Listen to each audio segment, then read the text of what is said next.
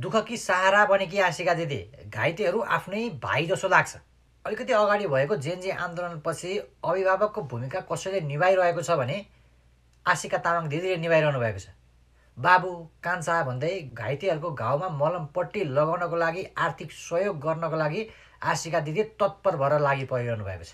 जसले जे भनोस् पीडा परेकै बेला कोही आएर मलमपट्टी लगाइदिन्छ, आफ्नो गुनासो सुन्छ भने त्यही नै महान हो। कठै बिचारा भाइ मेरो तर्फबाट यो सानो सहयोग छ है भन्दै उनले सहयोग गर्न दौडधुप गरेर पुगिरहेकी हुन्छन्। कहीँ व्यथिति भयो भने चर्को रूपमा आवाज उठाइरहेकी हुन्छन्। होला आवाज चर्को छ तर मान्छे चाहिँ आशिका दिदी कडा हुन्। दुःख पीडित पाएका जनताका लागि खटिरहनु भएको यो कामको मूल्याङ्कन चाहिँ हुनैपर्छ। आफ्नो क्षमता र देश र विदेशमा भएका सहयोगी मनका भावना बोकेकाहरूलाई अपिल गर्दै सहयोग गर्दै हिँडिरहेकी छिन्। फेरि पनि भन्छु, दुःखको बेला कोही व्यक्ति आएर त्यो घाउमा मलमपट्टी लगाउँदै आर्थिक सहयोग गर्दै मेरो पनि मान्छे छ है भन्ने अनुभूति आभास जसले दिलाउँछ नि त्यही महान हो। यो मेहनतको चाहिँ एक दिन भाइ बहिनीहरूले गर्छन् जस्तो मलाई चाहिँ लाग्छ। तपाईँलाई के लाग्छ?